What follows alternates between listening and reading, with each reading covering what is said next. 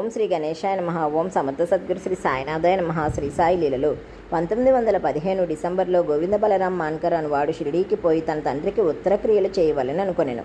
ప్రయాణమునకు పూర్వము ఆత్మారాముని వద్దకు వచ్చెను. ఆత్మారాం భార్య బాబా కొరకు ఏమైనా పంపవలనని ఇల్లంతా వెదికి అప్పటికే బాబాకు నైవేద్యముగా సమర్పించబడిన యొక్క పేడ తప్ప ఏమీ దొరకక భక్తి ప్రేమలతో దానినే బాబా వద్దకు పంపెను. దానిని బాబా పుచ్చుకొని తినునని నమ్మియుండెను. గోవిందుడు షిరిడీకి చేరెను. 2 సార్లు బాబాను దర్శించుకొనెను. కానీ పేడా తీసుకొని పోవుట మర్చెను.